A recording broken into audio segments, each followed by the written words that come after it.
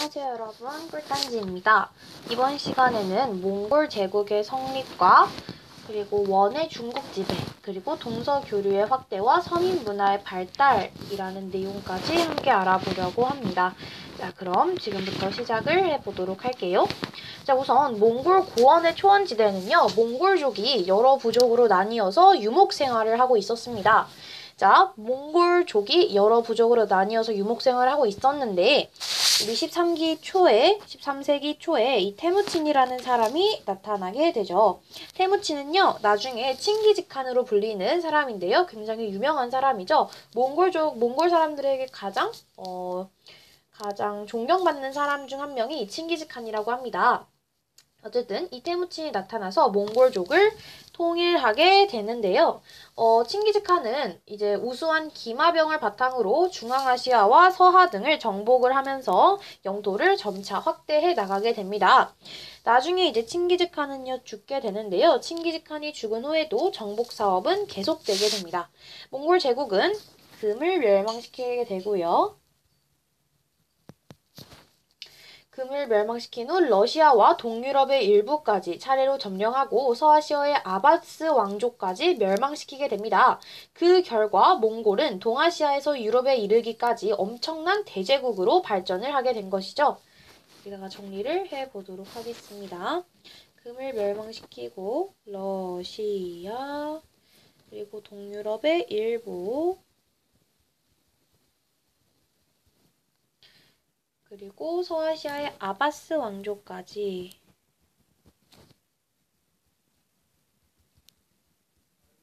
다 멸망을 시키게 되죠. 자, 이렇게 다 멸망을 시키게 되면서 나중에는 엄청난 대제국으로 발전하게 되었다라는 게 포인트가 되겠고요. 몽골 제국은 칭기즈칸이 죽은 뒤에 이 왕위 계승을 둘러싼 분쟁과 정복 전쟁을 자손들에게 나누어주는 관습에 따라 사한국으로 나뉘어지게 됩니다. 그니까 제가 생각하기에는 여기서는 약간 막 싸우면서 나뉘어 분열된 게 아니라 그냥 왕위 계승을 둘러싼 분쟁과 그 이제 정복 지역을 자손들에게 나누어주는 관습이 있었대요. 그래서 이제 몽골이 사한국으로 나뉘어지게 된 것이죠. 오, 이거 색깔 진짜 별로다. 그죠? 몽골이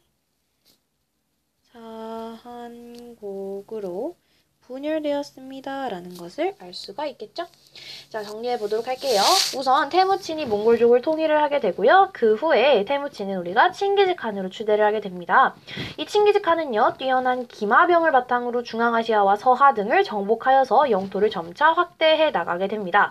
칭기즈칸이 죽고 나서도요, 금을 멸망시키거나 러시아와 동유럽 일부를 점령하는 등 계속 이제 그 정복 활동을 하게 되었고요. 아바스 왕조도 멸망을 시켰죠. 자, 왕위 계승 분쟁과 정복 지역 분배 관습에 따라 사한국으로 분열되었습니다. 그러니까 완전 그 분배 관습에 따라서 분열된 것만은 아니고 분쟁이 약간은 있었다라는 것도 알 수가 있겠네요. 자, 우리가 몽골족이 세계 최대 제국을 건설할 수 있었던 이유에 대해서 많은 역사학자들이 연구를 하고요. 그 결과 세 가지의 그 이유를 알아내게 됩니다. 한번 확인해 보도록 할게요. 자, 첫 번째는 말을 이용한 뛰어난 기동력과 전술이 되겠습니다.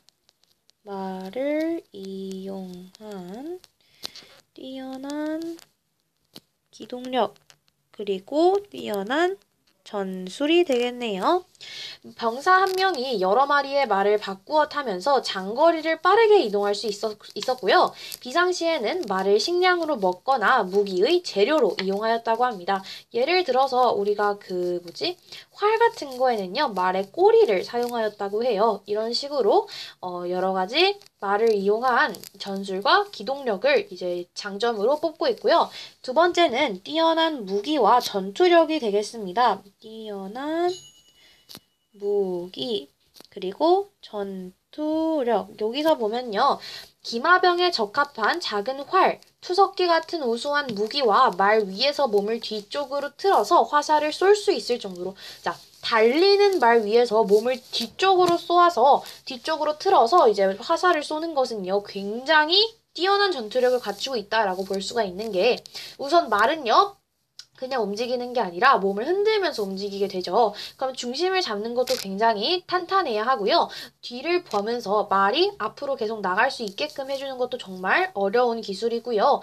그리고 화살을 쏠 때는 가만히 서서 쏘는 것도 어려운데 화살을 움직이는 말 위에서 중심을 잡으며 방향을 잡으면서 쏠 수 있는 것은 엄청난 전투력이다라고 이야기를 하고 있습니다. 자, 그리고 마지막 세 번째 장점은요. 정복지 민족의 활용입니다. 자, 어떻게 활용을 하였는지 한번 알아보도록 할게요. 자, 몽골에 협조한 민족에는요, 자치권을 부여하는 등 우대합니다. 그러니까 몽골에 협조를 한 민족에게는 잘 해줬다는 거예요. 특히 이슬람 지역 사람들을 기용을 해서 세계 각지의 정보를 얻거나 재정과 상업적인 반면에서 도움을 받았다고 해요. 반대로 저항하는 자들에게는 철저히 응징을 하게 되면서 많은 민족들이 몽골족을 두려워했다고 합니다. 자, 그리고 이번에는 원나라의 중국 지배에 대해서 좀 보도록 할게요. 자, 우리가 몽골 제국이 분열을 하는 가운데 중국 북부를 거점으로 세력을 키운 것은 이 칭기즈칸의 손자인 쿠빌라이입니다. 쿠빌라이는 황제로 즉위를 한 후에 수도를 대도, 즉 베이징으로 옮기게 되고요. 국호를 중국식으로 고치게 됩니다. 원래는 몽골이었는데요. 칭기즈칸의 손자인 쿠빌라이 칸이요. 원나라라고 이제 이름을 고치게 됩니다. 그래서 이제부터는 원의 중국 지배라고 이야기를 할 수가 있는 것이죠. 칭기즈칸의 손자인 쿠빌라이는요. 몽골을 원나라로 국호를 고치게 됩니다.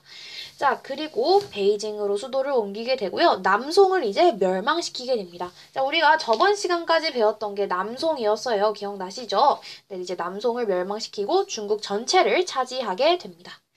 쿠빌라이는 남송을 멸망시켰다라고 생각하시면 되겠습니다. 자, 원은요, 몽골 제일주의를 내세우면서 민족에 따라 대우를 다르게 하는 방식으로 중국을 지배하였다고 해요. 몽골인을 우선 최고 신분으로 주요 관직을 차지하게 하였고요. 다음으로는 서역 출신의 생목인,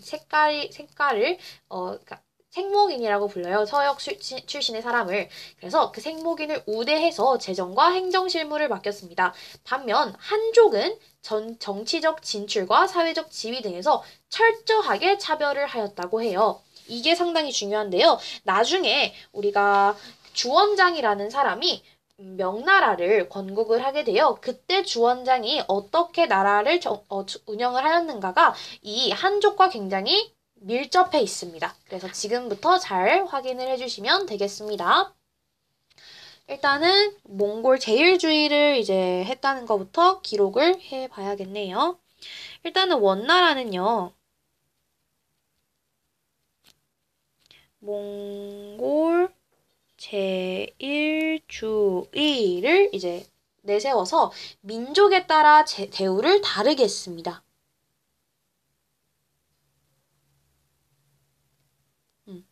요게 하나의 보면 특징이라고 볼 수가 있겠는데요. 우선 몽골인이 최고 신분이 되고요. 몽골인이 최고 신분이 되고 그 다음에가 생목인 그리고 이제 한족은 철저하게 차별을 했다라고 생각을 하시면 되겠습니다. 그래서 몽골인이 최고 신분으로 주요 관직을 차지하게 되고요. 이제 생목인, 그러니까 서역 사람들이죠. 그 사람들을 우대해서 재정과 행정 실무를 담당하게 했다고 합니다. 이렇게 하고요. 마지막 한족은 철저하게 정치적 진출과 사회적 지위 등에서 차별을 하였다. 자, 이제 쿠빌라이가 죽은 후에는요, 왕위 계승을 둘러싼 권력 다툼이 계속되게 되고요, 경제가 혼란스러워지고 자연재해까지 겹쳐서요, 원의 통치력이 급속히 약화되었다고 해요.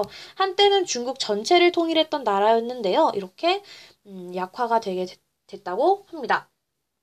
일단은 쿠빌라이 죽은 후에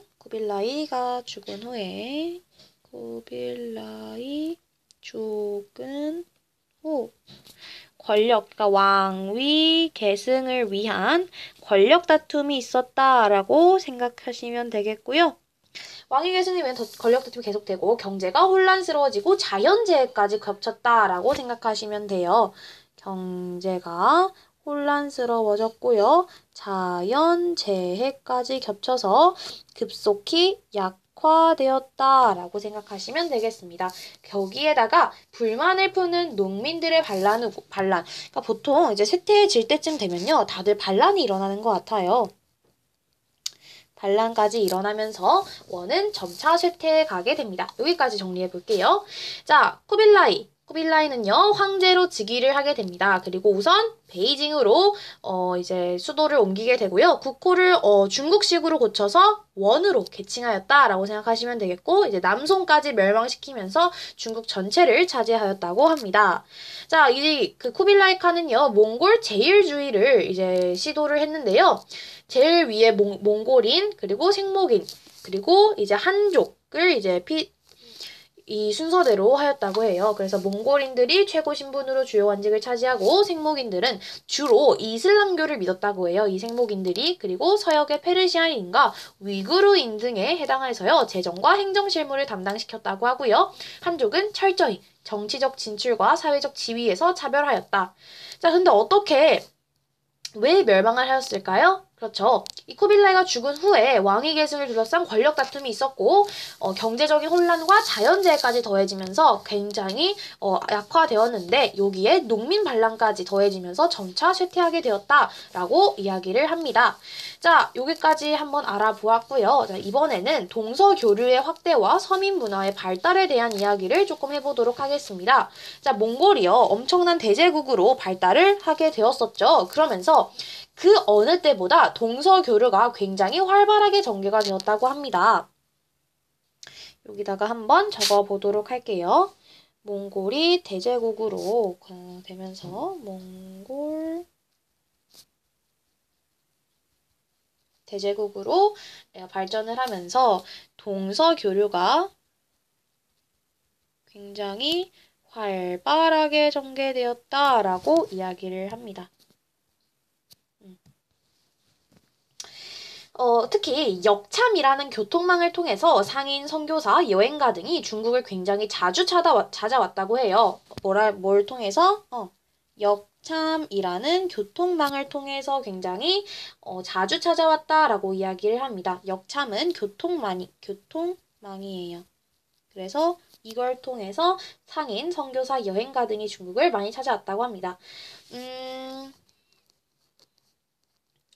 그리고 이제 원은요, 굉장히 종교에 개방적이었다고 해요. 그래서 이슬람교, 크리스트교 등 다양한 종교가 전래가 되었다고 하는데요. 몽골의 귀족들 사이에서는 티베트의 불교인 라마교가 유행하였다고 합니다.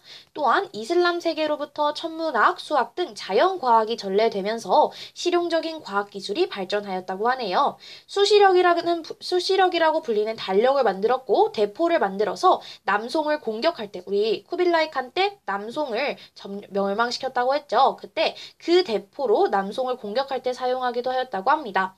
한편 이 시기에는요. 송에서 발명된 우리 송에서 화약이나 나침반, 인쇄술 등이 이제 발달했는데 그게 이슬람 세계를 거쳐서 유럽까지 전파가 되었습니다. 라고 이야기를 했었어요. 기억나시나요? 손에서는 이제 문화의 발전을 한층 촉진시켰다라고 하는데 이것이 이슬람 세계를 거쳐서 유럽까지 전파가 되었다고 합니다.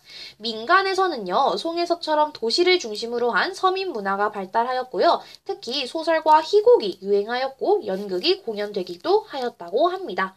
자, 그러면 이 내용을 한번 필기를 해보도록 하겠습니다.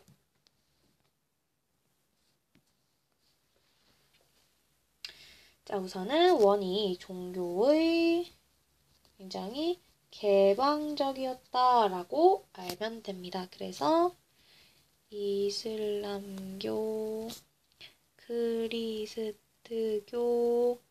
이런 다양한 종교가 전래가 되었는데요. 특히 귀족들에게는 티베트의 불교인 어떤 교? 그렇지. 라마교가 굉장히 유행하였습니다. 라고 합니다. 그리고 이슬람 세계로부터 천문학,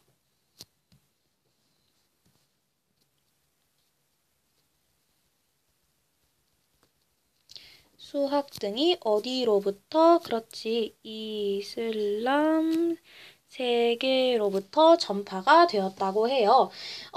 그래서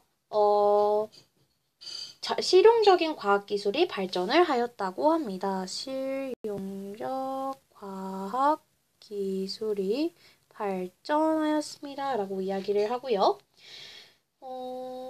네, 요 정도를 알아두시면 되겠습니다. 플러스로 그 서민문화도 빼놓을 수가 없겠죠?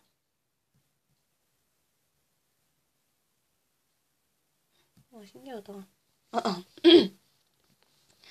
자, 서민문화. 예를 들어 소설, 희곡, 그리고 연극이 공연되기도 하였다라고 이야기를 합니다. 이렇게 해서 정리 한번 해볼 수가 있었습니다. 마지막으로 2부 말로 하고 끝내도록 할게요. 자, 우리가 종교에 굉장히 개방적이었어요. 그죠? 그리고 이 동서교류가 굉장히 활발하게 전개가 되었었는데 역참을 통해서, 역참은 도로망이었어요. 이 역참을 통해서 상인 선교사 여행가 등이 중국을 굉장히 자주 방문했습니다. 라고 이야기를 해요. 여기 또 마르코폴로의 동방경물록이라는 것에 대해서도 볼 수가 있었죠. 그리고 우리가 종교에 굉장히 개방적이었다라고 하는데요. 이슬람교나 크리스트교 등 다양한 종교가 전래되고요. 이때는 귀족들, 몽골 귀족들 사이에서는 라마교, 티베트의 그 불교로 라마교가 유행하였다고 합니다. 그리고 이슬람으로부터 천문학이나 수학처럼 자연과학이 전래가 되었고요. 이를 통해서 실용적인 과학기술이 발전하였고 수시력을 제작하고 대포를 제작하였습니다. 이렇게 이야기를 합니다. 수시력을 좀 추가를 해보고 싶은데요. 왜냐하면 이 수시력이 달력이거든요. 근데 제가 달력은 다른 그거에서 본 적이 없어서 추가를 해보고 싶네요. 수시력이라는 달력을 만들었고 대포를 만들어서 남성 공격할 때 사용하기도 했다라고 이야기를 하고요. 서민문화는 그렇지 소설과 희곡 유행했고 연극까지 공연을 하였습니다. 라고 이야기를 하고 있습니다. 자, 이렇게 해서 우리는 어디부터냐면 몽골 제국의 성립부터 동서교류의 확대와 서민문화의 발달까지 우리 한번 알아볼 수가 있었어요. 자, 오늘 영상은 여기까지고요. 다음 시간에 명나라에 대한 내용을 함께 알아보도록 하겠습니다. 자, 우리 명나라를 배우기 전에는요. 이 몽골에서 한족을 철저히 차별했다라는 내용 꼭 기억하고 넘어가셨으면 좋겠습니다. 오늘 영상 여기까지고요. 다음 영상에서 만나도록 할게요. 안녕.